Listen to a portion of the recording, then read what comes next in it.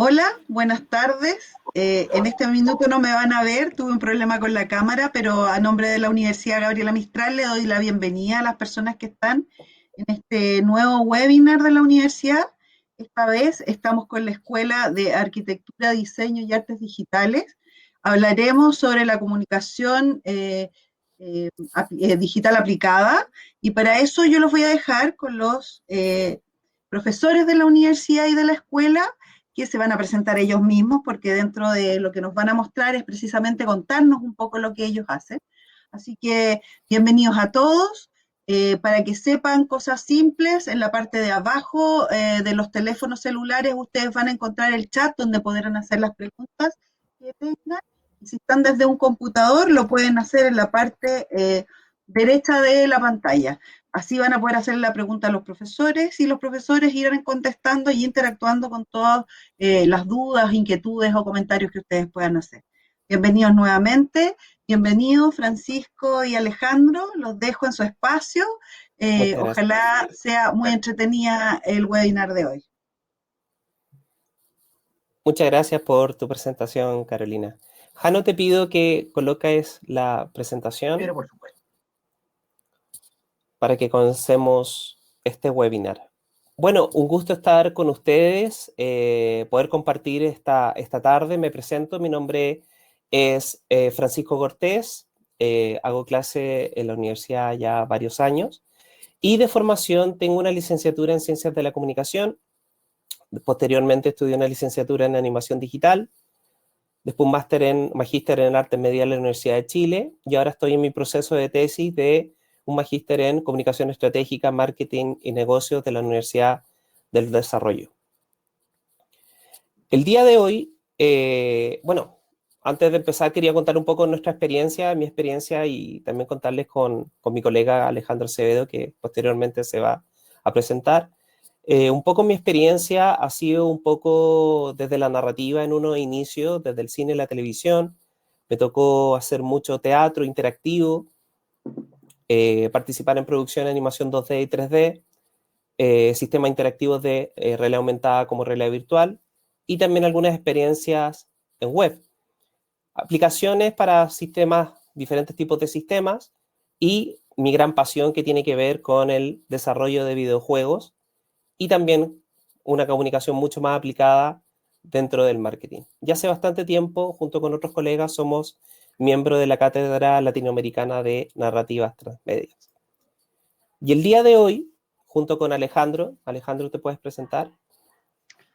Perfecto. Bueno, mi nombre es Alejandro Acevedo. Vengo trabajando con Francisco hace hartos años. Ya yo soy comunicador digital y multimedia. Bueno, comunicador multimedia, de hecho, después cambiaron el nombre de la carrera. Bueno, lo que yo he hecho principalmente me llevo desarrollando cerca de 20 años ya como desarrollador. He estado como jefe de proyecto, como desarrollador, como el último de la cadena mando, he estado en toda esa línea, ya sea desarrollando sitios web, aplicaciones, sistemas de realidad aumentada, donde trabajamos harto, trabajamos aplicaciones con teatro también, hartas cosas de comunicación integrada. De hecho, muchas de las cosas las he hecho con Pancho incluso. Sí. Así que eso es principalmente.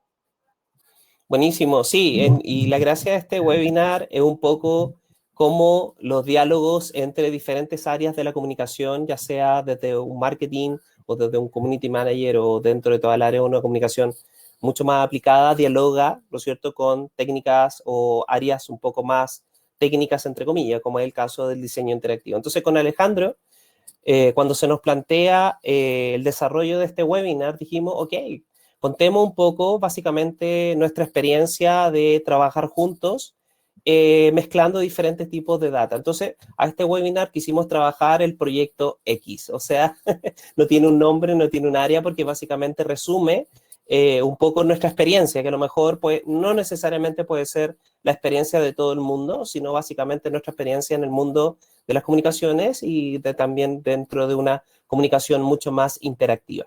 Entonces, Un detallito. La dale otra nomás, cosa Jano. interesante de esto es que, como le digo, con Pancho hemos trabajado varias veces juntos.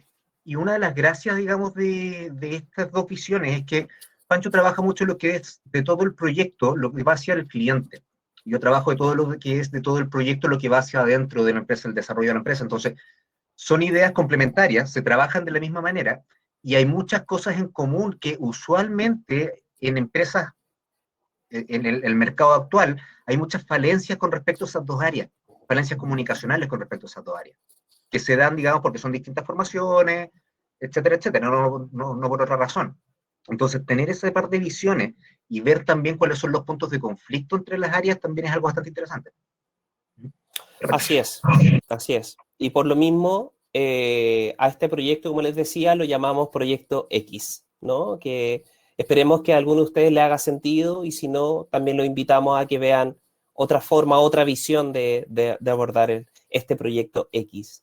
Entonces, lo que partimos viendo fue básicamente lo que pasa siempre, ¿no? Nosotros estamos en una empresa, podemos ser independientes, pueden ser diferentes zonas, pero siempre vamos a recibir un requerimiento de cliente, un dolor, una problemática, etcétera. Y un poco el flujo de interacciones, obviamente, cuando un cliente, un producto, un servicio tiene algún requerimiento, hay una reunión con el conjunto de desarrolladores donde obviamente hay una conversación de cuál es el requerimiento, qué es lo que se necesita, etcétera, etcétera, etcétera, y puede ser 1, 2, 3, 4, 5 reuniones. Para posteriormente, cuando se empieza a desarrollar alguna idea, algún prototipo, alguna zona, se vuelve de nuevo, de alguna otra manera, a juntarse de nuevo con el cliente y eso puede ser correcciones versión 1, 2, 3, 4, 5 y muchas veces ni el mismo cliente sabe lo que quiere. Entonces, por un lado, nos están pidiendo un encargo y por otro lado, el cliente tampoco sabe muy bien lo que quiere. Entonces, de ahí, por un lado, empieza como un cierto conflicto, empieza un cierto bucle, ¿no? Y para finalmente, claro, se hace una entrega y en teoría la pega debería estar hecha, pero en este gran tiempo, básicamente en nuestra experiencia, siempre hay un personaje, hay un elemento que finalmente es el que va a marcar la diferencia. Más allá del desarrollo técnico, más allá del desarrollo de elección de medios o de técnicas, o llámenlo como ustedes quieran llamarlo, finalmente es el usuario, es la persona, ¿no es cierto?, que va a recibir toda esta info, todo el proyecto. Entonces, es súper interesante que a mí por lo menos me pasa en diferentes áreas, me pasa como profe, me pasa de repente como desarrollador y etcétera, porque finalmente las cosas que nosotros hacemos, nosotros podemos mirarlos desde dos puntos de vista, desde un punto técnico y desde un punto comunicacional. Entonces, claro, a lo mejor técnicamente nosotros podemos hacer cosas muy interesantes o interactivas o llámese como sea, pero finalmente el usuario es la persona que va a recibir ese elemento. Entonces, bajo esta metodología que les vamos a mostrar, el usuario es el punto de inicio. Entonces, bajo esa lógica, hoy en día, ¿no es cierto?, mantener las diferencias entre usuario y consumidor, entendiendo uno que es el que lo implementa y el otro es finalmente el que lo consume. Pero a pesar de eso, también se habla mucho sobre el prosumidor. Ya hace bastante tiempo en diferentes áreas ya se está ocupando mucho esta palabra y lentamente ha entrado en la palestra, ¿no? Tobler ya en el 79, en la tercera ola, habla, ¿no es cierto?, sobre este prosumidor, ¿no es cierto?, que es básicamente una evolución lógica de lo que está pasando con este usuario consumidor. Pensemos que hoy en día las personas que consumen cosas, una aplicación, una red social, un videojuego, lo que sea, tiene el poder de la comunicación en sus manos. Entonces podríamos decir que la persona, más allá de usar o más allá de consumir, este individuo prosumidor también tiene la habilidad de producir contenido para ese producto o en contra de ese producto. O sea, si a mí no me gusta una película, a mí no me gusta un juego, a mí no me gusta lo que sea, yo voy a agarrar mi celular y lo voy a hacer bolsas en las redes sociales. Entonces, también hay que ir entendiendo que el usuario, que nosotros podríamos desarrollar algo, también tiene la habilidad de construir contenido o apoyando o dando una opinión o simplemente también destruyéndolo. Entonces, también tenemos que entender que el usuario no es un usuario, sino hoy en día es un consumidor. Y como vuelvo a repetir, acá Luis Rogelio nos está hablando en el chat, nos dice que esto lentamente, ¿no es cierto?, va entrando en la empresa, muy lentamente, pero en la comunicación y en la literatura está, como pueden ver, desde casi del año 80. Entonces, esta lógica también se puede vincular con un autor que es muy interesante, que se llama Martín Borja, que él habla básicamente de que estamos hoy en día en la era de las pasiones. Y tiene toda la razón del mundo, porque de alguna otra manera tú cuando consumes algo ya no tiene que ver con un consumo, ¿no es cierto?, desde lo funcional, sino desde la pasión. ¿A qué me refiero con eso? Yo voy a preferir productos, yo voy a preferir objetos, voy a preferir ropa o voy a preferir lo que sea que tenga que ver con mi ideología, tenga que ver con mi pasión. No tiene que ver necesariamente con un fin como funcional, podríamos decir. Entonces Martín Borja habla de estos tres niveles, de tanto del sujeto, la institución y los valores, un poco definiendo un poco lo que está pasando hoy en día. Y este paper es un paper muy chiquitito que habla desde el 2014, que el sujeto ya es un ser apasionado, que de alguna otra manera las instituciones tienen que ir cambiando su mentalidad, o sea, las instituciones, la empresa, llámenlo como ustedes quieran. Antiguamente era, yo quiero hacer este producto, la audiencia lo tiene que recibir. Hoy en día no puede ser así.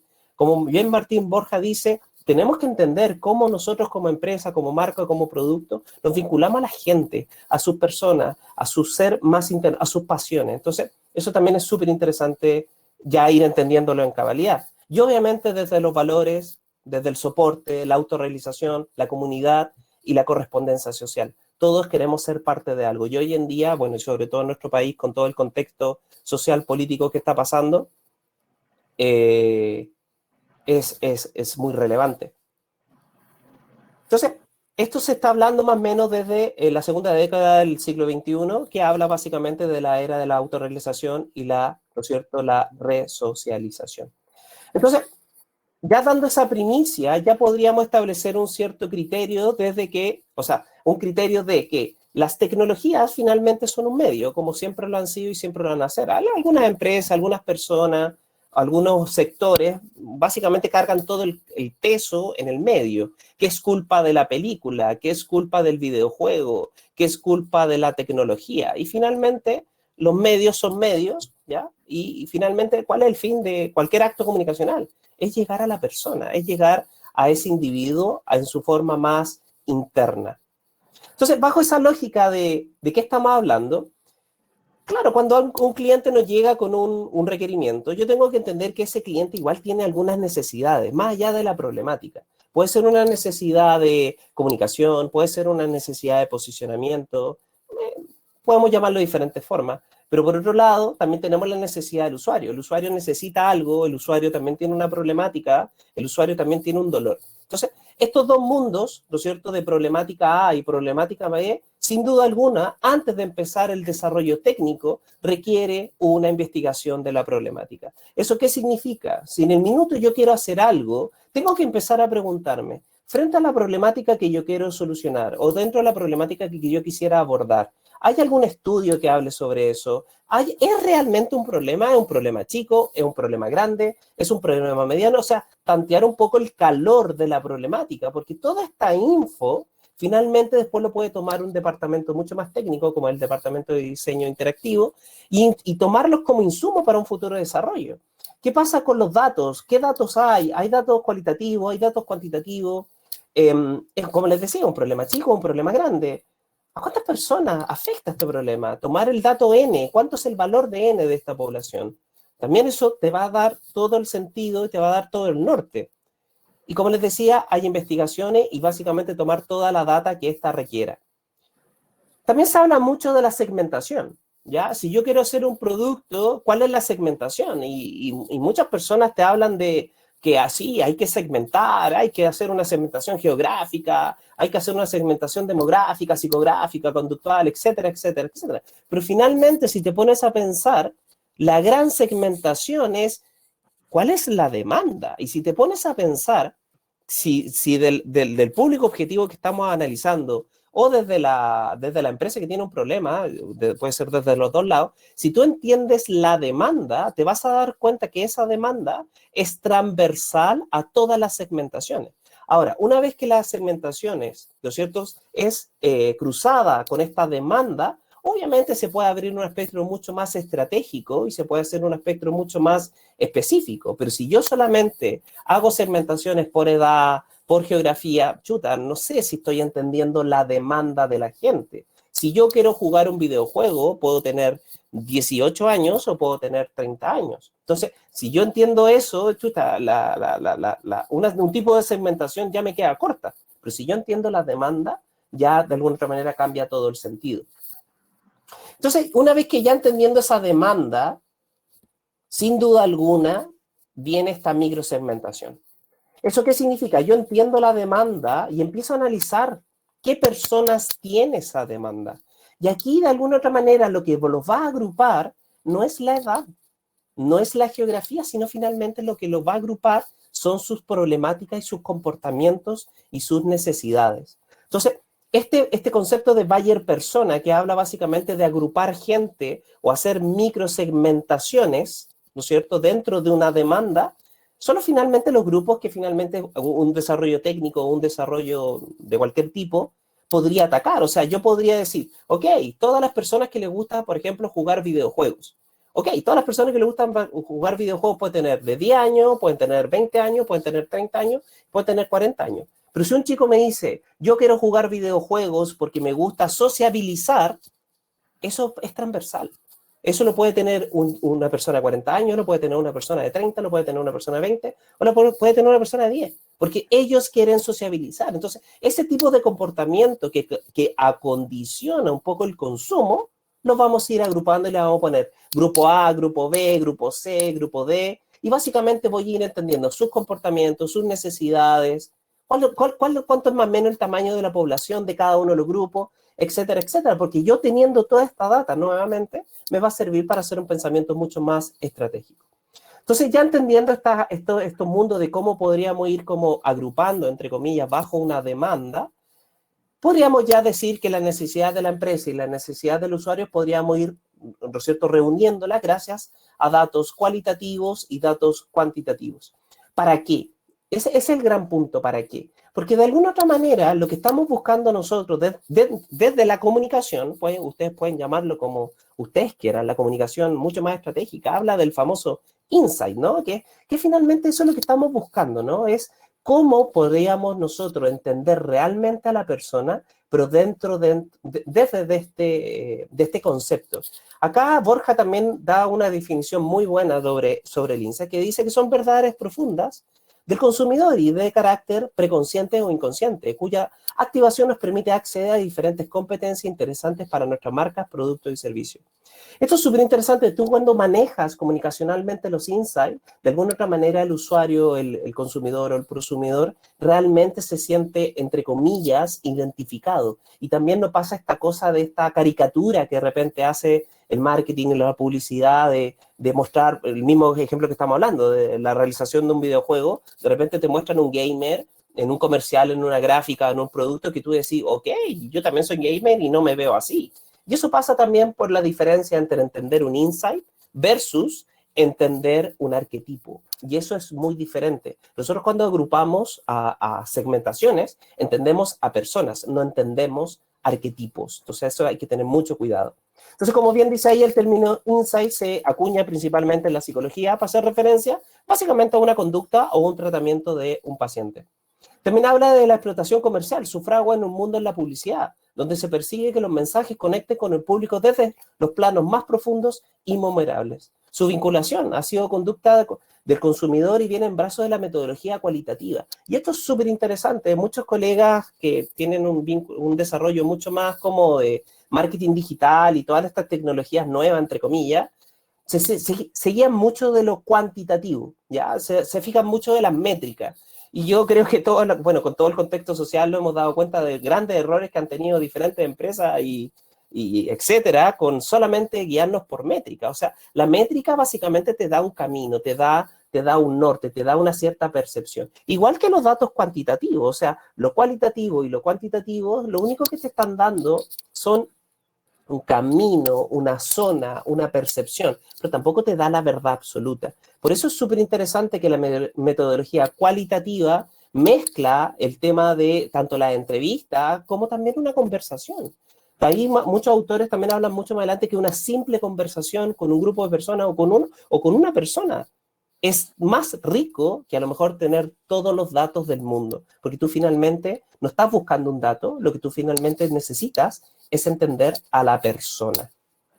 Entonces, como ven, decimos acá, aquí unos datos que es exactamente lo que te decía hace un segundo, los insights es como el amor. En cuanto más lo analiza, obviamente desaparece. Y ahí Lindstrom en el 2016 ya dice una frase que es buenísima. The small data is a big data. O sea, yo no necesito 5.400, 402 datos para entender a las personas. De repente una simple conversación, tomarte un café con algo, fumarte un puchito, te acerca mucho más que a lo mejor hacer una campaña de Google Analytics y de lo que sea, porque finalmente eso es lo que nos buscamos, conocer a las personas.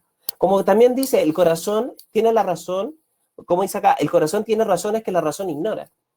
Obviamente, porque en estos espacios donde habitan los miedos, los anhelos, los deseos, los desengaños y las ilusiones. O sea, yo una vez que entiendo cuál es el miedo de la gente, cuál es lo que entiendo, los anhelos de la gente o de la audiencia, qué es lo que realmente desea, cuáles son sus desengaños, cuáles son sus ilusiones, obviamente teniendo esa data, mi proceso creativo va a ser mucho mejor, porque yo entiendo hacia dónde tengo que ir, tengo fijado un objetivo. Y como bien dice acá abajo, lo esencial es invisible a los ojos. Obviamente, si yo converso con alguien, esa persona no me va a decir, oye, Pancho, ¿sabes qué? Te voy a contar mis miedos. No, porque también en el conversar también tiene que ver con un tema de observación, tiene que ver un tema de tantear un poco las sensaciones, qué es lo que le está pasando en la voz, en cómo se sienta, cómo se mueve, cómo reacciona. Y eso también te va dando una cierta percepción de qué es lo que pasa con las personas, más allá de datos y métricas que simplemente te dan números. Entonces, aquí yo les traje un ejemplo, espero les guste y después lo vamos a comentar, si es que se ve.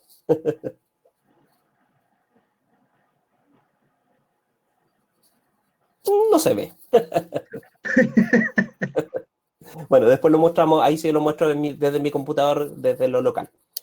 Pero es básicamente cómo entender el insight bajo algunos ejemplos, pero ahí los podemos ir viendo. Entonces, la pregunta es, ok, ¿cómo llegamos a este insight? ¿Cómo llegamos a las profundidades de la audiencia? ¿Cómo llegamos a las profundidades de estas personas, ¿no?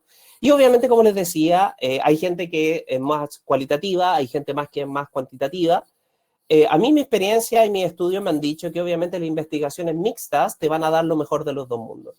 Obviamente podemos tener técnicas como los micromomentos, hacer entrevistas, hacer los mapas de empatía, hacer los memes, hacer estudios etnográficos, te va a dar una cantidad de datos cualitativos que obviamente los puedes ir extrapolando y puedes hacer la trazabilidad con los datos cuantitativos, como hacer encuestas, estudios exploratorios, estudios descriptivos o estudios correlacionales. O sea, hay diferentes tipos de técnicas que lo cualitativo y lo cuantitativo, hacer la trazabilidad, te va a dar una percepción y te va a dar un camino mucho más firme en entender a las personas. También existen técnicas como los top-of, que son los famosos top of mind, top of heart, top of wallet, nuevamente entendiendo qué es lo que está en la mente de las personas, qué es lo que está en el corazón de las personas. Y también, si es que es un producto o servicio que si quisiera generar algún modelo de negocio, alguna venta o llámese como sea, también podríamos preguntarnos y decir, ok, la gente bajo este producto, más allá de los costos de producción y más allá de eso es, ¿cuánto la gente, cuál es su percepción con respecto al dinero? ¿Cuánto vale según la gente? Entonces eso también de alguna manera te va tanteando posibles a futuros modelos de negocio que obviamente en los diplomados de Community Manager, en los diplomados de ¿cómo se llama esto? Diseño interactivo, se pueden hablar en profundidad. Hacer benchmark. ¿Eso qué significa? Si yo quiero hacer algo, me tengo que preguntar, bueno, ¿cuál es mi competencia?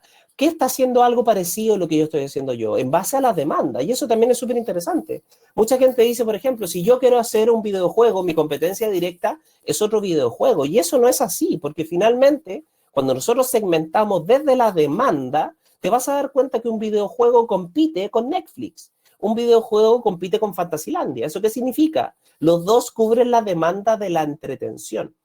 Entonces, finalmente, ¿por qué la gente va a preferir mi videojuego más que ver una película en Netflix? Porque la gente va a preferir mi videojuego más que irse a Fantasylandia. Finalmente, todos los medios están cubriendo básicamente la misma demanda. Entonces, tengo que analizarlos. ¿Cómo están haciendo? ¿Cómo están cubriendo la entretención? ¿Cómo están cubriendo esa demanda? Y empezar a analizarlo. Y si quieren, aquí hay un benchmark tipo. Y como pueden ver, uno va poniendo diferentes atributos, va analizando sus redes sociales, qué están haciendo acá, qué están haciendo allá.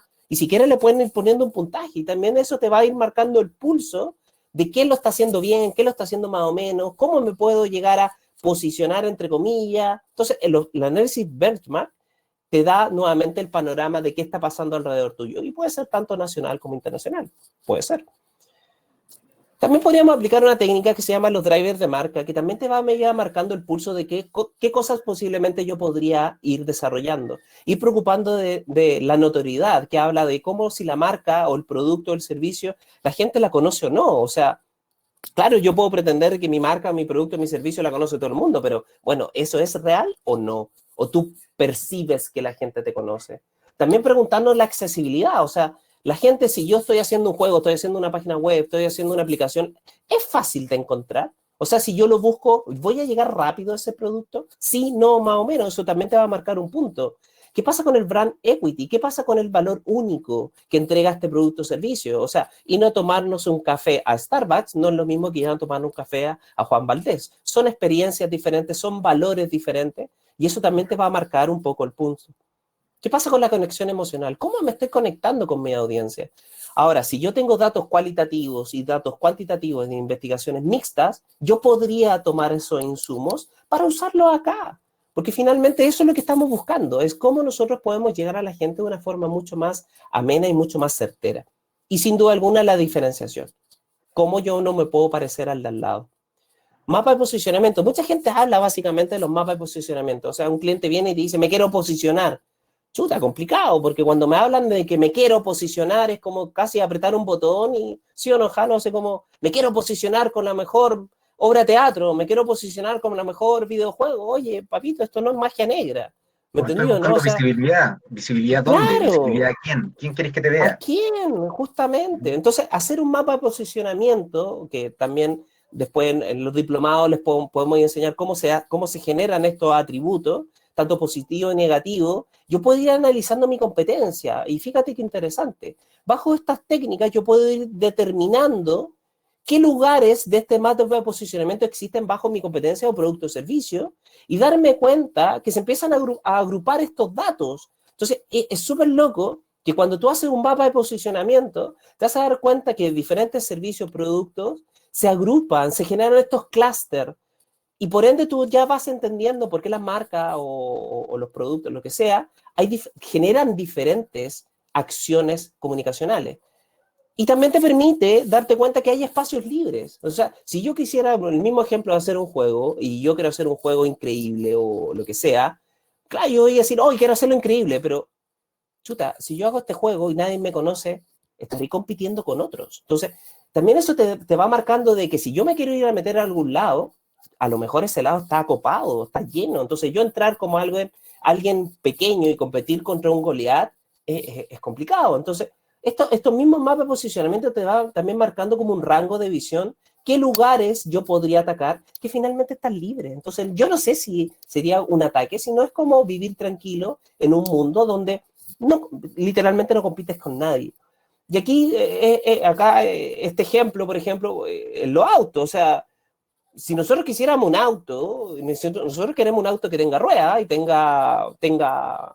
¿no es cierto?, tenga puerta, tenga vidrio y tenga eso, y eso es un auto. Entonces, ustedes se podrían preguntar, bueno, ¿por qué las marcas tienen diferentes tipos de autos? Porque finalmente son diferentes tipos de posicionamiento. Si yo posiciono un buen auto con climatizador, con doble tubo de escape, con una radio Apple Car y Apple Android, si se dan cuenta, yo ese buen auto lo estoy posicionando en un lado, que a lo mejor no sé, pues el 500 lo tiene, a diferencia de un Argo, que a lo mejor otro posicionamiento es totalmente diferente. Yo puedo decir que un auto es simplemente un auto y no necesita nada más.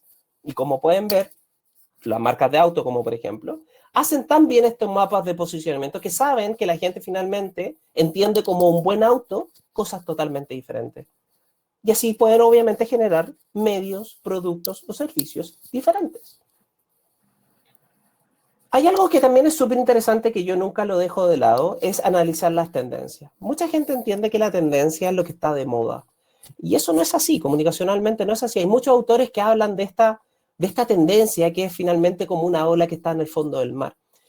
Y bueno, aquí les presento una página que se la recomiendo mucho, que se llama el Trend, que son básicamente las tendencias S4, que hablan básicamente de las tendencias de todos los años. Para que ustedes sepan, todos los años esta página, que es un lugar realmente potente a nivel mundial de que entregan, ¿no es cierto?, análisis de tendencia o las posibles tendencias para cada año. Entonces, es súper interesante esto porque mucha gente de repente con Jano nos ha pasado que de repente nos dicen, oye, queremos generar este producto y queremos meternos a la moda o queremos meternos a la tendencia.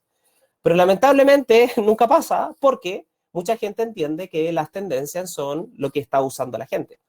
Y como pueden ver acá en este pequeño diagrama, que son diferentes zonas de una ola, finalmente la tendencia, cuando tú quieres verla, quieres analizarla, porque también existen matrices para analizar tendencias, finalmente la tendencia está en el número 1. Allá está la tendencia. Es la persona, es es la acción, es la señal que te dice que algo está pasando. Y en un recurso de tiempo X, esa ola que está en el muy fondo del mar, que es chiquitita, puede desencadenar, ¿no es cierto?, en un verdadero oleaje magnífico. Entonces, ¿qué es lo interesante de todo lo que estamos hablando? Siempre vincularlo con las tendencias. Que si yo quiero hacer algo ahora, no lo tengo que desarrollar para ahora, lo tengo que desarrollar para adelante. Entonces, esa tendencia la tengo que estar mirando. Claro, si tú llegas y te metes a lo que está a la moda ahora, primero, cuando salga el trabajo que estáis haciendo, la moda ya va a haber pasado. Entonces, efectivamente, lo que tienes que hacer es estar pensando en 3 modas, 4 modas más allá, y eso es lo que se está denominando tendencia. Y justamente por lo mismo que está diciendo Jano, existen matrices para ir tanteando esta tendencia. Y ahí también entendemos por qué muchas personas, pymes, empresas, lo que sea, se quedan con bodegas llenas de productos que dicen, no vendí nada o me faltó mucho por vender, porque la moda ya pasó. Entonces, también eso es súper interesante. Bueno, finalmente todos estos datos, todas estas investigaciones, todas estas métricas, todos estos insumos, mi pega ahora es juntarlas y simplificarlas y entregárselo a don Alejandro Acevedo. Así es. ¿Qué es lo que pasa? Bueno, yo ya me presenté. ¿Qué es lo que pasa? ¿Cuál es mi pega acá? Yo recibo toda esta información que ha sido canalizada por Panchito, ¿cierto? Ahí me entregan un reporte. De ese reporte, yo tengo que empezar a recibirlo, poner mi mejor cara, y bajar la información de ese reporte en pos de revisar qué es lo que se puede hacer para poder cubrir las necesidades de esa empresa, los objetivos de esa empresa, con algo que aún no hemos visto qué es, ¿ya? Sabemos más o menos cuáles son los buyer personas, sabemos cuál es la problemática, sabemos cuál es la intención, sabemos cuáles son las tendencias futuras.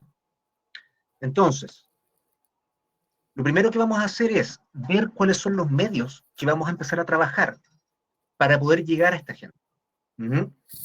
Y acá, dentro de los medios, digamos, puedo trabajar con los sitios web, como se llama, realidad aumentada, juegos, realidad virtual, el mapping, que se ha usado harto, televisión interactiva, lo que a mí se me vaya ocurriendo dentro de esa área. El asunto es el siguiente. Para cada medio, el usuario va a estar esperando algo. Y ese algo no es necesariamente lo que la empresa está buscando. O sea, si yo tengo suerte, voy a encontrar justo con la necesidad de que la empresa necesita vender y el usuario necesita comprar. Entonces va a ser tan fácil como hacer un sitio web de e-commerce donde junto las dos necesidades y listo. Pero, por ejemplo, hace años atrás trabajé en un sitio que era de mascotas online, que era de Drag Pharma. ¿Qué es lo que hace ese sitio? Ese sitio da un montón de información de mascotas, cosas para cuidado de la mascota, mascotas perdidas, cosas por el estilo. Y ellos lo que hacen es vender cosas veterinarias. Entonces, su intención es que les compren, pero no les van a comprar por el sitio. Lo que van a hacer por el sitio es conocer todos los productos de esa empresa para generar posibles consumidores. Entonces, eso es una necesidad secundaria, ¿ya? Estoy solucionando las necesidades de Drag Pharma al llamar a todas las personas que están en un área particular, que se mueven en un área particular, en dirección a su empresa, ¿ya? Eso lo estoy trabajando a través de un medio particular. ¿Cuál va a ser el medio? Dependiendo del trabajo, puede ser lo que sea. El asunto es que lo que yo tengo que hacer acá es aunar las necesidades de la empresa con las necesidades del usuario dentro de un producto que pueda satisfacer las necesidades de ambos. Un problema bastante conocido es lo que pasa con los juegos educacionales. ¿Qué es lo que pasa? Yo voy a hacer un juego educacional, perfecto. Preparo el juego, preparo el contenido, voy a enseñar historia de Chile, ya, y preparo toda la información de historia de Chile. Y después se me olvida hacer el juego entretenido. ¿Y qué es lo que quiere una persona cuando va a jugar? Quiere entretenerse. El aprender es un objetivo, ni siquiera es un objetivo del usuario, es un objetivo de la persona que está haciendo el juego. Entonces, el que está haciendo el juego tiene que ver cómo enseñar mientras la persona se está jugando, y no al revés. Entonces, si yo no estoy cumpliendo las necesidades básicas del usuario con respecto a ese medio, no importa lo que haga, tengo que pensar en el usuario en este momento. ¿Cómo lo hago? Uh-huh. Y ahí Pedro volvemos al tema de Santiago. la demanda. Ahí volvemos al tema de entender la demanda. Exactamente. ¿Qué es lo que pasa? Yo voy a tener todos estos varias personas, ¿cierto? A mí a la hora de empezar a pensar qué es lo que va a hacer un usuario con un medio particular, el buyer persona me sirve como una meta, como un destino, como un fondo. Pero yo tengo que empezar a pensar no en personas de tanta edad, en tal lugar, en tal cosa, sino que yo necesito pensar en Juanito Pérez. Juanito Pérez, ¿qué haría con este sistema? Juanito Pérez tiene tal vida, vive en Providencia, tiene un trabajo, vive con sus dos perros en su casa solo, etcétera, etcétera. Me armo a una persona, ¿ya? Esta herramienta es herramienta de persona. A todo esto los créditos para una exalumna mía, un diplomado de Bárbara Pape, que le quedaron, pero increíble, así que créditos para ella. Yo con esta persona puedo empezar a trabajar desde la parte empática. Yo voy a trabajar en base a el nombre de una persona, con conocimientos de esa persona, y voy a revisar qué es lo que haría esa persona dentro del medio que yo estoy seleccionando. Si yo tengo un puesto en, qué sé yo, Parque Arauco, con realidad aumentada, con una tele grande, etcétera, etcétera, ¿cómo interactuaría esta persona ahí? ¿Y por qué interactuaría esta persona con el sistema? ¿Qué está haciendo esa persona mientras está paseando por el Parque Arauco? ¿Por qué está ahí en primer lugar? ¿Por qué me interesa que esté a mí ahí? ¿Por qué me interesa a mí que esté ahí? ¿Por qué estoy poniendo yo el lugar ahí? ¿Ya? Si la quiero encontrar a ella, perfecto, tengo que saber en qué parte del Parque Arauco se pasea, porque si lo voy a poner en la tienda de electrodomésticos y ella está en la parte de, qué sé yo, en Genial, no me sirve de nada ponerla en la tienda de electrodomésticos, tengo que encontrarla a ella. Entonces, ese trabajo me va a servir a mí para poder revisar cuáles son las acciones que mi sitio web, mi aplicación, mi lo que sea, tiene que cumplir para poder satisfacer sus necesidades y para además satisfacer las necesidades de la empresa con respecto a ella. ¿Ya? ¿Qué es lo que quiere la empresa que me está contratando con ella? Entonces, una vez que yo entiendo a estas personas, empiezo a determinar cuál es el alcance. ¿A qué voy yo con esto? Primero, ¿qué queremos hacer? O sea, yo quiero que, qué sé yo, empezar a enganchar a las personas con mi empresa, empezar a mostrar el nombre de mi empresa. Ya, perfecto, ni un problema. ¿Qué es lo que no quiero hacer? Esta pregunta puede llegar a ser un poco más importante incluso. ¿Por qué? Hay un problema, digamos, con el crear consumidores, prácticamente. De hecho, es una posibilidad. Hay un problema más o menos grande con el medio, que es el siguiente. Por ejemplo, vamos a hacer un sitio web. Nosotros sabemos que los sitios web pueden hacer miles de cosas. Usualmente el cliente va a querer que las haga todas. Lamentablemente, no todas van a llegar al público que nosotros queremos que llegue. Muchas veces, cuando yo pienso en 10 cosas que va a hacer el sitio web, a la segunda o a la tercera lectura me doy cuenta que realmente ese sitio web necesita tener 5 cosas, o necesita tener 4 cosas. Porque son esas 5 o 4 cosas la que toma a ese usuario y lo lleva a hacer lo que yo quiero que haga. ¿Ya? Son esas 4 o 5 cosas que le interesan al usuario y que va a revisar ese usuario. Entonces, si yo sigo llenando de ruido la página, si yo sigo llenando, no sé, un juego, digamos, con información que el personaje no le está interesando, voy a alejar gente en vez de acercar gente. Entonces, no solamente tengo que ver qué quiero hacer, tengo que ver qué es lo que no calza con lo que necesito hacer. Con eso yo genero el desde, o sea, voy a realizar, qué sé yo, volviendo al caso del sitio web. Voy a realizar un sitio web que va a ser una landing page con cierta información acerca de nuestros productos, un llamado a la acción, con una, ¿cómo se llama? Con un cierto formulario, con pocos datos, información de contacto, 3 líneas, perfecto, no hay problema. Y se hace de ahí hasta allá. Porque sabes que ese instrumento, para esa persona y pertenece a cierto grupo de buyer persona, le va a llegar. ¿Qué pasa con los otros buyer personas? No se van a meter a este sitio web. Para ellos voy a armar otra cosa. Para ellos voy a mandar una aplicación, para ellos voy a mandar, qué sé yo, un sistema de realidad virtual en el mall. Dependiendo de dónde se muevan, dependiendo de qué es lo que hagan, es lo que yo voy a armar para ellos, ¿ya? Y no puedo tener una idea preconcebida. Típico asunto, ya, necesito que mi empresa esté presente en redes sociales. Ya, perfecto, no hay problema. ¿Para qué? Primero. Claro. Segundo, ¿por qué? Tercero, ¿cuáles? No son todas las redes sociales iguales. O sea, yo no me veo a Bembe vendiendo en TikTok. ¿Por qué tendría que estar Bembe presente en TikTok? Por ninguna razón del mundo. Entonces, seleccionar el desde al hasta y seleccionar el a quién y qué es lo que le voy a presentar a ese a quién es esa pega, esa parte de mi pega. Y aquí viene lo siguiente. Yo tengo ya, perfecto. Tengo el desde, tengo el hasta. Tengo 3 productos que voy a vender. Voy a hacer un sistema de realidad aumentada en un puesto, en un local en el Parque Arauco. Voy a hacer un sitio web y voy a hacer una aplicación con un juego, un jueguito de ¿cómo se llama? De celular. Perfecto, ni un problema. ¿A quién necesito para poder llevar eso a cabo? Y ahí paso directamente al punto empresa. Como grupo de trabajo, usualmente yo trabajo con personas con las que estoy fijo y tengo un set de personas que trabajan freelance conmigo. Y ahí yo tengo que empezar a armar el grupo de trabajo. ¿Qué es necesario para este grupo de trabajo? Usualmente el grupo de trabajo se compone de lo siguiente. Primero, un product owner. ¿Quién es el product owner? El que sabe más de las necesidades del cliente. En este caso sería Pancho, que fue el que me entregó la información. Entonces, cada vez que hago el avance de esta información, voy consultándolo con Pancho para asegurarme que yo no me voy, exacto, no me voy a salir de esa idea, ¿ya? Necesito un project manager, que es la persona que va a organizar el grupo de trabajo hacia abajo y que va a encargarse de que todo ese grupo de trabajo esté trabajando en la misma dirección. Y abajo de este grupo, que son personas que tienen que estar presentes desde el principio hasta el final del proyecto. Es complicado.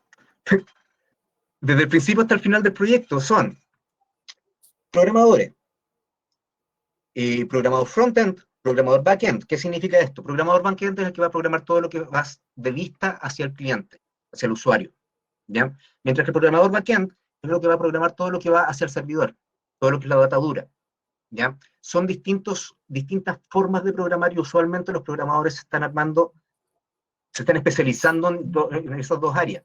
Existen los programadores que la hacen todas, no hay un problema, pero usualmente un programador va a estar especializado en un área en particular. Necesito mi persona de user experience, de todas maneras, y necesito mi diseñador. Y esas personas no tienen que estar ahí cuando aparezca el momento donde ellos tienen que trabajar. ¿Por qué? Porque ya, yo contrato a mi diseñador al final del proceso, cuando haya que pintar todo esto. Mentira, el tipo no sabe cuál es la filosofía de todo el trabajo que yo estoy realizando de antemano.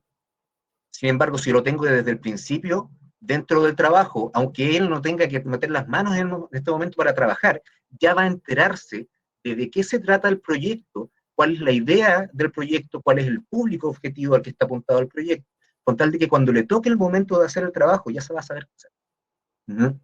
Los programadores, mientras está la típica pega de programador, a mí me pasa siempre, que estamos en reunión, perfecto. Llegan con un proyecto nuevo, entonces hay que hacer tal cosa para tal cliente, esta cuestión, escucha, lo que me están pidiendo, bla, bla, bla, bla, bla, y tú ya cachai que los dos programadores, los tres, cuatro programas que estamos ahí, estamos los cuatro así, pensando. Ya entonces tú vas a necesitar una base de datos, vas a necesitar esto, vas a necesitar esto otro, voy a necesitar un proceso acá, voy a necesitar un proceso allá, bla, bla, bla, bla. Estamos programando la información ahí. Entonces, ¿qué es lo que pasa? A la hora que nos toca programar eso, ya tenemos la mitad más en cabeza y ya sabemos de qué se trata. Entonces, es mucho más fácil después poder tomar ese trabajo. Además de eso, más adelante, dependiendo del proyecto, vaya a necesitar personas que se encarguen de la música, personas que se encarguen del diseño 3D, audiovisuales si son requeridos y demás, dependiendo del tipo de plataforma, dependiendo del tipo de medio que tú estás trabajando.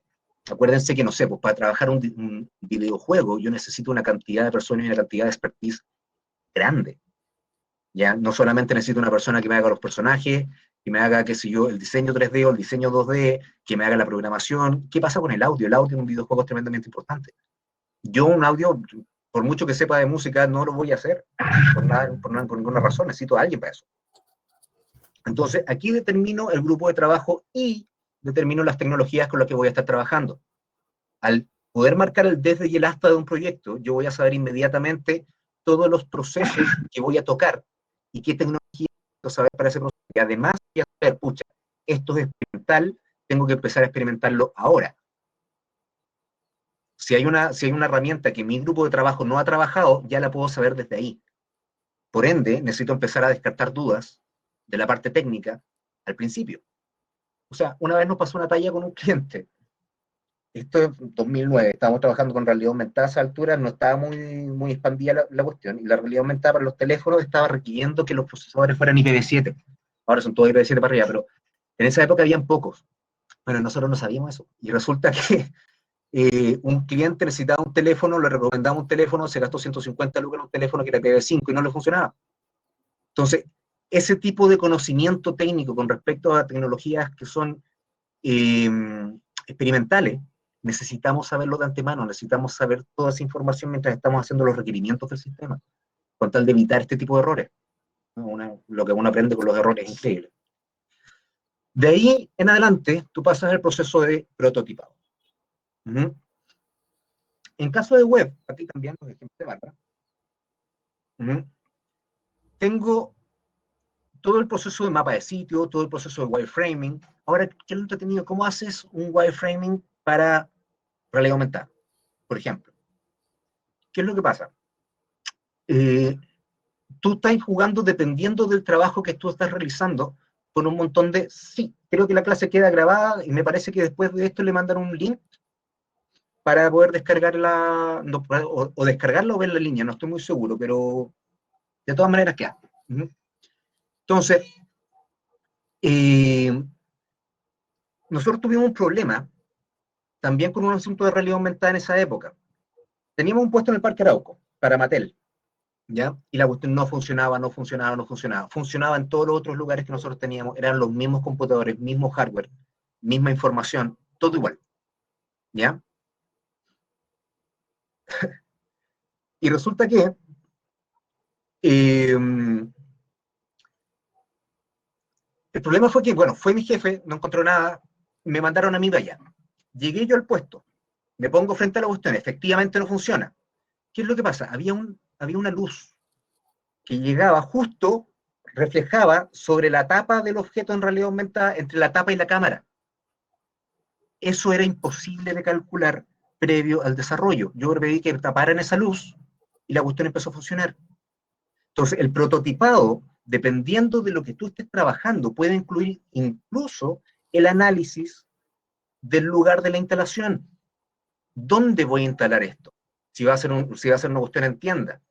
Una vez nos pidieron una cuestión para una tienda, perfecto, ¿tienen Wi-Fi? No. ¿Qué quiere que le haga? O sea, no puedo trabajar ahí si no tengo acceso a Internet para poder conectar una base de datos, no sé qué trabaja en una base de datos interna y te genera un montón de conflictos. Simplemente si el tipo tiene o no tiene Internet. Entonces, esa es una cosa. Siguiente, verificación de hardware.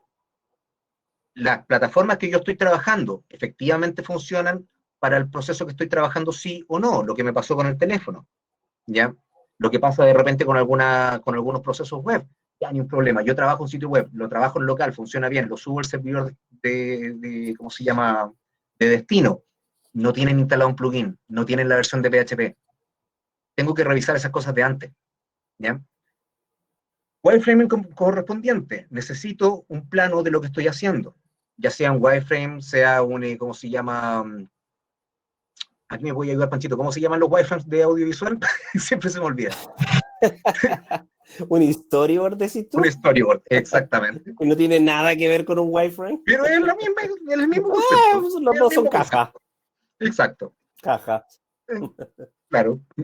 Después pasar, digamos, todo lo que es paper prototyping, por ejemplo. Lo que es paper prototyping, que es poder realizar el prototipo en papel y empezar a probar con usuarios antes de empezar a programar, porque cuando tú encuentras un error en tu sistema y tu sistema está completamente programado, es tremendamente caro solucionarlo. Cuando encuentras tu error en tu sistema y tu sistema está en lápiz y papel, es tremendamente barato solucionarlo y es rápido solucionarlo. Entonces, y disculpa, Jano, Y ahí también, y es un tema súper interesante porque en ciertos alumnos de marketing o ciertos alumnos de diseño interactivo o de diferentes áreas piensan que el análisis de usuario o de experiencia de usuario tiene que ver solamente con algunas áreas y no otras. Y aquí con lo que tú estás nombrando, básicamente el análisis de usuario es transversal a diferentes áreas. De hecho, o sea, el análisis de usuario. Piensen, por ejemplo, en lo que pasó con Stranger Things de Netflix. Stranger Things es una serie que se basa en el análisis de usuario. Están trabajados en eso.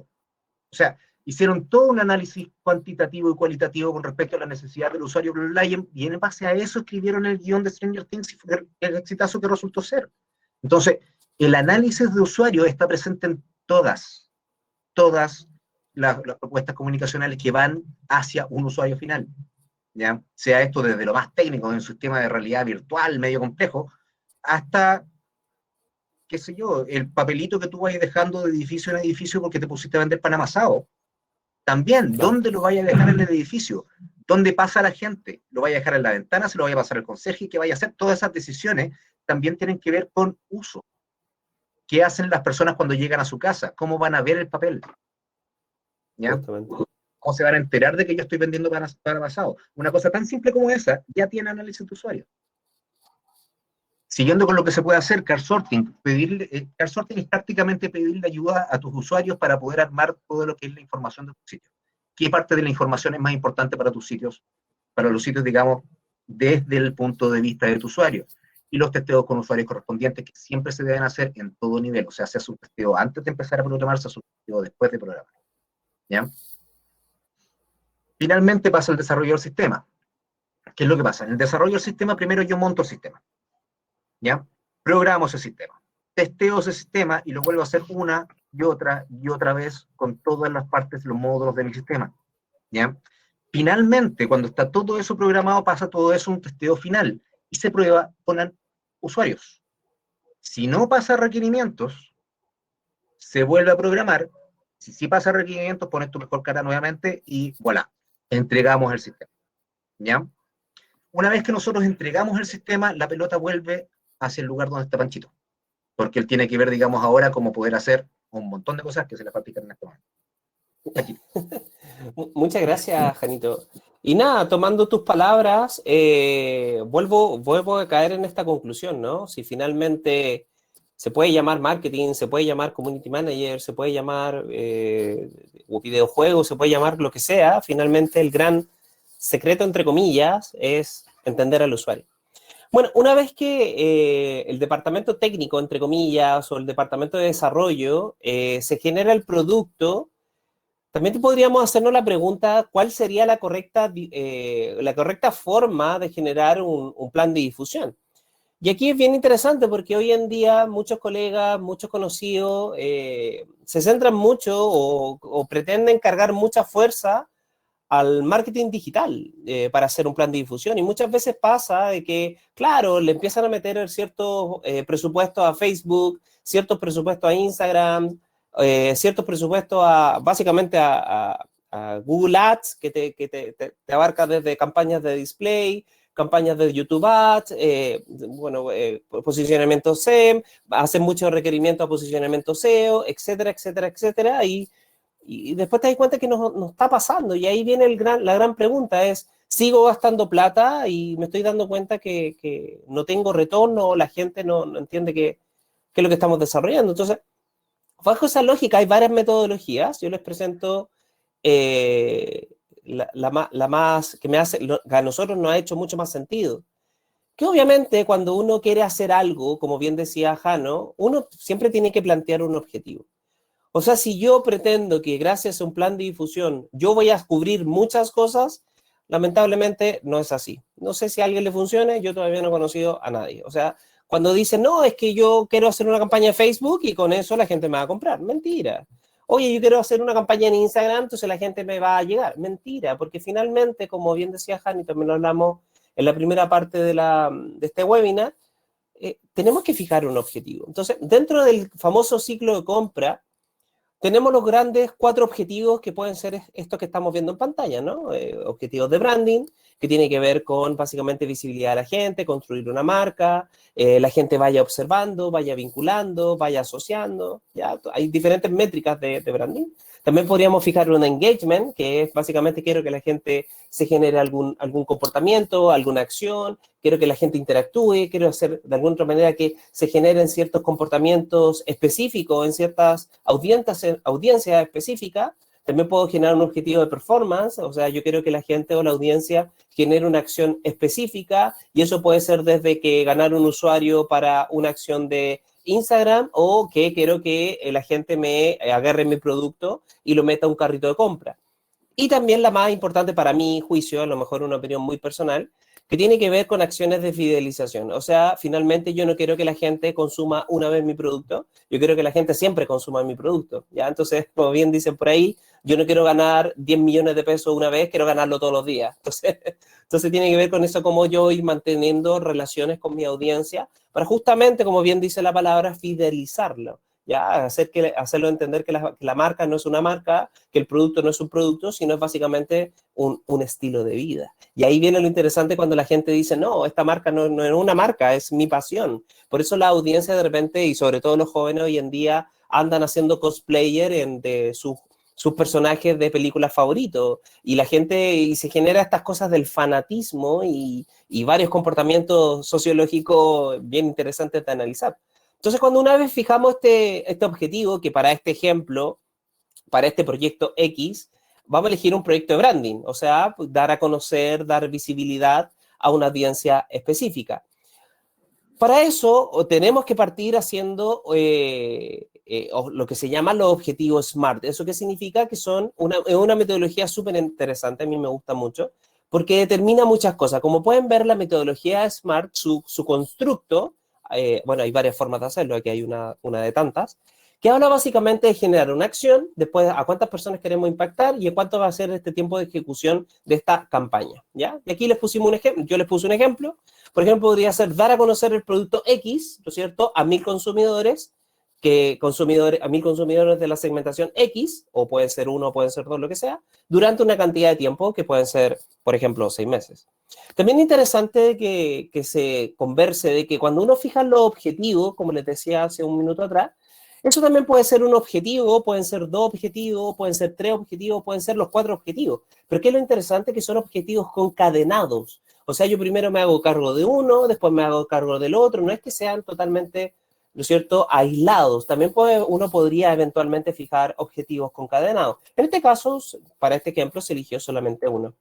Entonces, ya teniendo el objetivo SMART como estructurado bajo este constructo, ¿no es cierto?, podríamos sacar esta famosa métrica, que yo creo que es lo más sano, que se llama definir los KPI, que tiene que ver con el Key Performance Indicator. O sea, ¿cómo se sacan los KPI? ¿De dónde viene esta palabra KPI? Viene básicamente de ir teniendo el calor o el comportamiento de cómo mi objetivo va, sí o no, alcanzando a la audiencia que yo quiero ir llegando. Entonces, ¿cómo se genera un KPI, por ejemplo? Yo puedo tomar este número de audiencia, puedo tomar, por ejemplo, el número de días que puede durar mi campaña, mi acción, lo que sea, y finalmente si los divido me va a dar un número que finalmente, en este caso, si yo tomo 1000 personas que yo quiero impactar en branding, por ejemplo, tomo esta cantidad de tiempo que puede ser interpretado en 180 días y los divido, obviamente me da 5,5 que a la base, podríamos decir, lo aproximamos, podríamos decir que mi KPI diario, o sea, día a día, yo debería impactar mediante una métrica a, por ejemplo, 6 personas. Y eso automáticamente ya te da un orden brutal. O sea, si yo quiero decir, oye, quiero que la gente me compre, es súper abstracto y súper ambiguo. Yo tengo que generar acciones comunicacionales para cumplir esas 1000 personas que yo prometí llegar. Entonces, también hay que ser súper consciente de la audiencia que quería atacar. Y también, en base a los KPI, eso también te puede ir generando un norte mucho más claro y mucho más específico. Porque decir, quiero impactar a 1000 personas en 6 meses o en 3 meses, chuta, igual suena complicado. Ahora, si yo te digo, no, necesitamos impactar a 6 personas por día durante 6 meses, suena mucho más lógico y suena mucho más alcanzable. Entonces, uno podría dedicar la fuerza y las acciones necesarias para impactar a 6 personas. Ahora, si son 20 al día, increíble. Necesitamos 6. Entonces, usted se levanta a las 10 de la mañana, cumple su KPI y si lo cumpliste a las 12 del día, bueno, tenéis todo el día libre para hacer lo que queráis. Nuestra meta son 6 diarios. Entonces, teniendo ese KPI, viene la famosa elección de los famosos pool de medios, que es un poco lo que decía Jano, ¿ya? O sea, nosotros tomamos los buyer persona y de alguna otra manera para cada buyer persona podemos generar diferentes medios, diferentes acciones para que cubra la necesidad o la demanda de ese buyer persona. Pero ya cuando hablamos de un plan de difusión, básicamente tenemos que entender que todos los medios, lo mismo que decía Jano de Mercedes-Benz en TikTok, no podemos pretender que todos los medios se ocupen para lo mismo. Y eso es súper interesante porque una persona puede ocupar Facebook para entretenerse y otra persona puede ocupar Facebook para hacer amigos. Y son acciones totalmente diferentes. Entonces, lo primero que tenemos que ir entendiendo es para qué sirven los medios y cuáles son como las diferencias. Aquí hay una cuadrilla súper interesante que habla básicamente de los 4 tipos de medios. Hablamos de los medios propios, de los medios ganados, de los medios pagados y los medios sociales, ¿ya? Los medios propios obviamente apelan básicamente yo como empresa, yo como marca, yo como producto, tengo a lo mejor mi propia web, una aplicación que yo desarrollé, etcétera, etcétera. Son medios que yo poseo. Los medios ganados habla básicamente de cómo yo me posiciono en un medio. Por ejemplo, cómo me posiciono en Facebook. Pero si se dan cuenta, Facebook, si de repente dice, oye, voy a cerrar Facebook y Facebook se cierra, yo no tengo control de mi página de Facebook, porque básicamente esa página no me pertenece a mí, sino le pertenece a Facebook. Entonces, finalmente no es un medio mío, pero finalmente yo me lo gano por acciones comunicacionales. Entonces la gente dice, oye, voy a meterme al Facebook de la página, de la marca tanto, pero finalmente si Facebook cierra la página, yo no tengo control sobre ella, por eso se habla de medios ganados. También se habla de los medios pagados. ¿Dónde voy a invertir finalmente las lucas? ¿Dónde voy a meter presupuesto? Si yo me estoy dando cuenta que mi usuario, mi buyer persona, mis segmentaciones están en Instagram, están en Facebook, están en donde sea, ahí yo sé dónde meter la plata. Y eso también tiene que ver con un pensamiento sumamente estratégico. O sea, decir, voy a meterle lucas a Facebook porque en Facebook está la gente, es mentira, porque finalmente puede haber alguien que ocupe Facebook para ver videos, ¿me entendió, no? Y simplemente cupuchar con el amigo y toda la publicidad la salta y no le interesa. Y ahí también, obviamente, podemos hablar mucho más adelante de diferentes estrategias como estrategias más de inbound, más que de outbound, ¿ya? Que tiene que ver cuando el usuario tiene necesidad, empieza a buscar contenido y es una estrategia súper rica porque finalmente no es una estrategia comunicacional invasiva. Y como para terminar, los famosos medios sociales, ¿ya? Y estas pueden ser digitales como reales. O sea, como bien decía Jano, si yo quiero vender pan, claro, podría ser una estrategia gigante, una estrategia brutal en Instagram. Pero también yo me podría preguntar, bueno, la gente, ¿dónde pasa caminando? Y podría poner un flyer, o podría poner un logo, podría poner un cartel. Y eso a lo mejor me sale 1.000 pesos y no gasto 500.000 pesos en una estrategia de Instagram, cosa cual mi KPI no aumenta, sino básicamente se puede mantener igual y puedo gastar 20.000 pesos en un cartel en una zona estratégica que puede obviamente tener mucho más retorno que una estrategia pagada en algún medio, Instagram o YouTube o lo que sea. O también posicionamientos pagados como posicionamiento SEM. Después, una vez que yo defino los medios dentro de esta cuadrilla hermosa de de los posibles medios que yo podría elegir, obviamente yo puedo ir definiendo qué actividades hago en cada medio.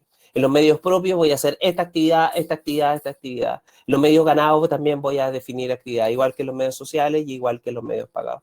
O sea, esto es un ataque en 360 grados, básicamente, a esta audiencia. Puede ser un buyer persona, puede ser 2 buyer personas, pueden ser o todos los buyer personas, no solamente a uno. Pero finalmente, como pueden ver, yo lo voy a estar atacando con diferentes acciones comunicacionales para que el usuario, ¿no es cierto?, yo lo persuada de mejor manera.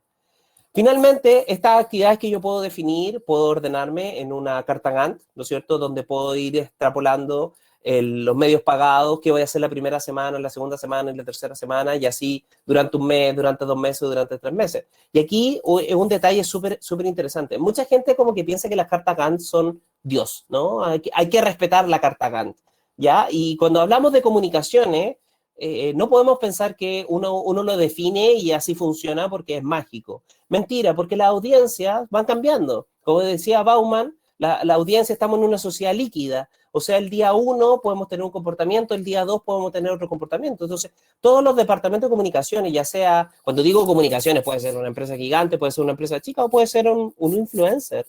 siempre tienen que estar tanteando qué pasa con la audiencia, qué pasa con las tendencias, cómo van evolucionando, qué pasa con el comportamiento, qué pasa qué está compartiendo.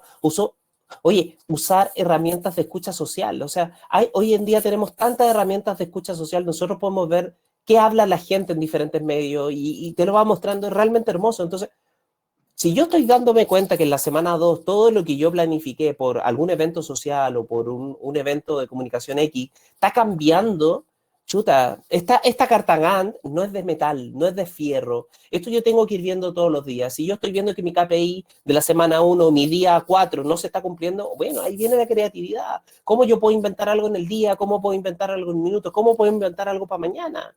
Entonces, también le digo con harto cariño, o sea, las cartas Gantt no son de fierro y no las amen. Ya, de hecho, piensen siempre en que una carta Gantt va a estar hecha para ser destruida. Porque finalmente es un camino que uno decide, pero las cosas cambian porque la vida cambia y las cosas cambian. Y básicamente eso. Teniendo todas las actividades y teniendo todos los formatos, obviamente yo ya podría empezar a hablar de generar un presupuesto.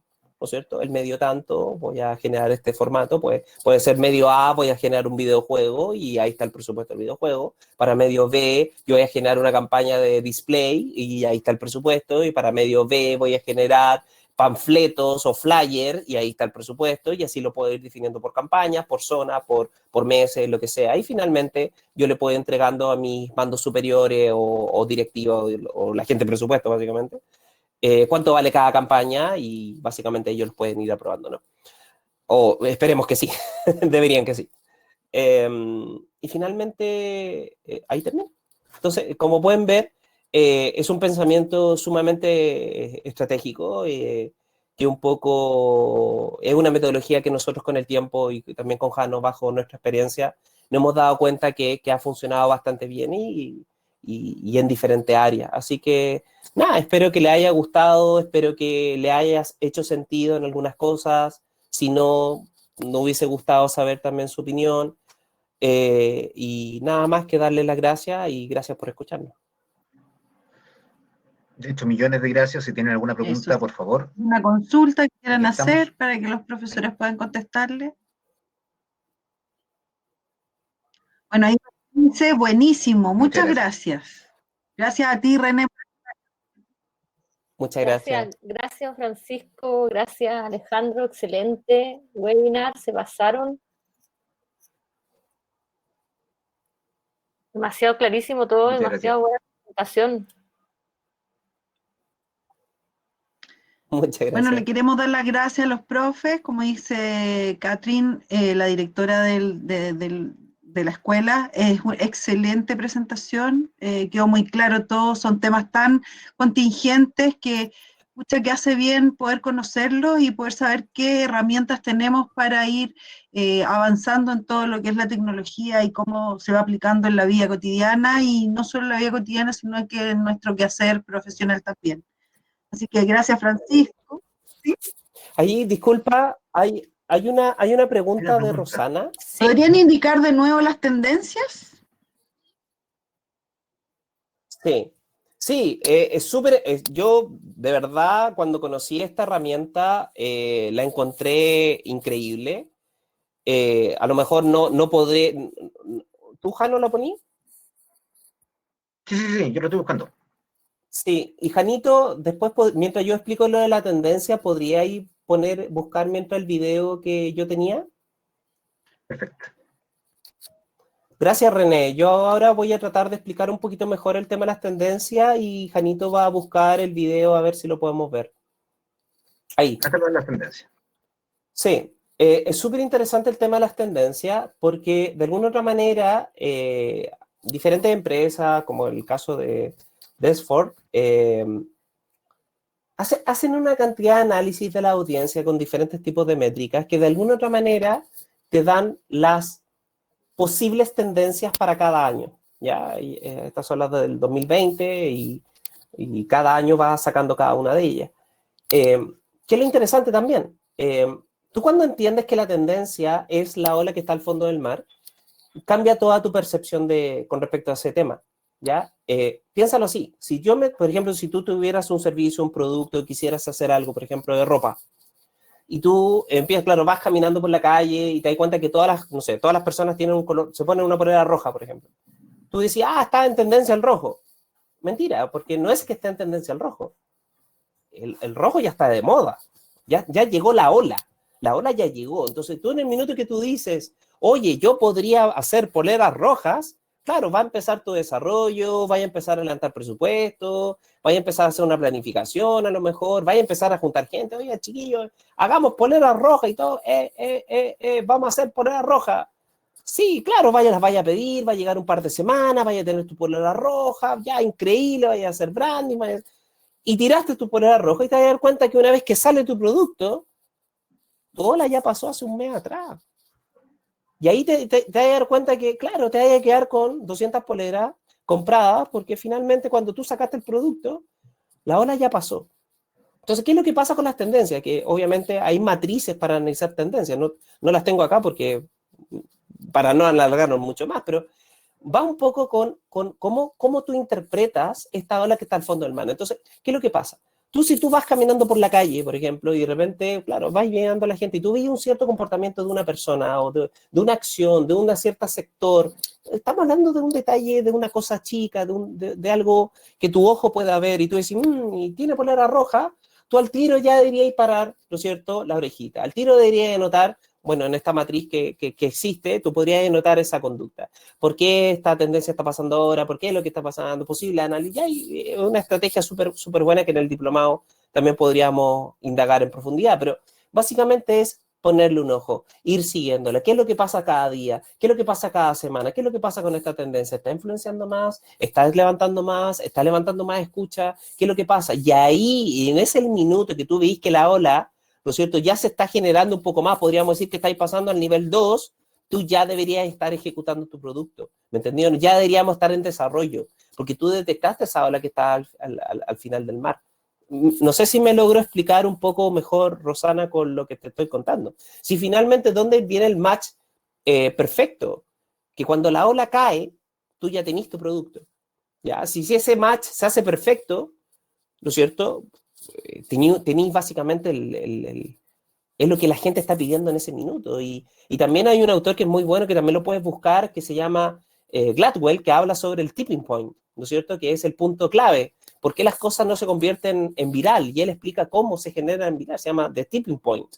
¿Ya? Te lo recomiendo que lo busques. Que, claro, que finalmente el éxito de las cosas no tiene que ver básicamente como del producto, sino tiene que ver básicamente del contexto que está viviendo la sociedad. Entonces, si tú tienes la habilidad de mirar esa ola que está en el fondo del mar, y ya la empezáis a seguir, ya la empezáis a sentir el pulso, te puedes tomar mejores decisiones estratégicas, para que cuando la ola caiga, tú tengas tu producto. Espero que se haya explicado mejor, Rosana. Janito, ¿tenía el video por ahí? No te escucho, Jano. Mira, ahí Matías está hablando de la ventana, claro. Que también el efecto de la ventana rota. Sí, pero es el del PPT. Sí, ¿puedo compartir pantalla desde acá? Yo creo que debería poder compartir pantalla. Sí, podría compartir pantalla. Bueno, mientras Jano ve el tema de la pantalla, yo les había puesto un ejemplo súper interesante. Bueno, yo soy papá voy a cumplir 9 meses siendo padre. Y cuando tú haces un análisis de usuario es realmente increíble. Bueno, antes que naciera mi hijo, yo en la noche, un ratito, yo jugaba, por ejemplo, o PlayStation o un rato computador, un juego para relajarme un poco. Y bueno, cuando nace mi hijo, cuando ya estaba a punto de nacer, yo decía, ok, no voy a poder volver a jugar así como tanto rato, porque obviamente mi hijo necesita que yo esté con él y todo el tema. Entonces claro, yo decía de alguna otra manera, no habrá algo, ¿no es cierto?, que yo pudiera jugar un ratito mientras mi hijo duerme, como en esa lógica, ¿no? Y un día X, ¿no es cierto?, está por diferente, no me acuerdo si está en YouTube o lo que sea, me encuentro con este comercial de Nintendo. Así que, Jano, te invito a que le coloques play para que todos lo veamos, por favor.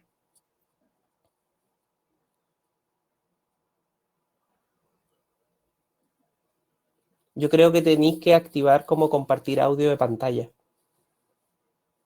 Sí, parece. Ahora lo tengo muy bajo esto. No, cuando compartes pantalla tienes que activar así como compartir audio de pantalla. Sí, pero no estoy viendo la opción. Ya. Pucha, lo lamento mucho, pero finalmente es un comercial de Nintendo que habla de dos padres, ¿no es cierto? De uno 30 y tanto años, yo tengo casi 40 y la mamá también se ve como de 30 y tanto, que los dos son padres de un bebé de un par de meses que solamente pueden jugar durante 10 minutos y Nintendo Switch cubre esa necesidad de jugar durante 10 minutos, porque en cualquier minuto se te puede despertar el bebé. Entonces, ahí ese análisis de usuario, cuando tú realmente entiendes el insight, que es un poco lo que hablábamos en la primera parte del webinar, finalmente tu comercial, tu juego, tu aplicación, tu producto, te hace sentido. Y cuando te hace sentido, lo consumes. ¿No es cierto? Y yo, ¿qué hice? Nada, dije, amor, me voy a comprar una Nintendo Switch, porque Nintendo lo dijo y me la compré. Y la tengo al lado de la cuna de mi pequeño. A Así lo que mejor eso. pueden dejar la dirección en el chat para que cada uno pueda ver desde su casa el comercial. Sería Eso muy podría bueno. ser. Sí. ¿Tienes tú la dirección Nintendo. del...? Lo estoy buscando. Ya. Comercial padres. ¿Alguna otra consulta, estimados concurrientes?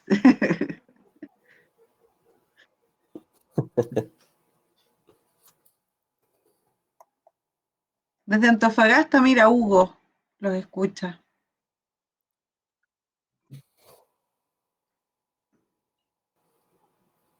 Oh, lo estoy buscando, lo estoy buscando.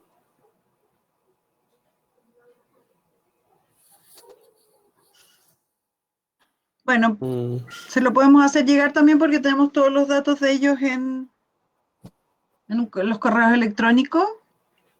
Sí, Pucha, ahí sí, ahí aprovecho se de los mando contarles por que correo. la grabación de este webinar les va a llegar por correo electrónico a todos los inscritos, así que van a tener toda la información para poder revisarla cada vez que necesiten. Sí, sí, también si es que en algún minuto necesitan o una pregunta, si quieren, en el mismo correo, si quieren, les podemos mandar nuestro correo. Nosotros De feliz hecho, de sería poder, bastante interesante, sí. nosotros podemos ayudarlos si tienen alguna consulta, pregunta, no sé, feliz de poder compartir con ustedes. Ya, pues muchas gracias a todos.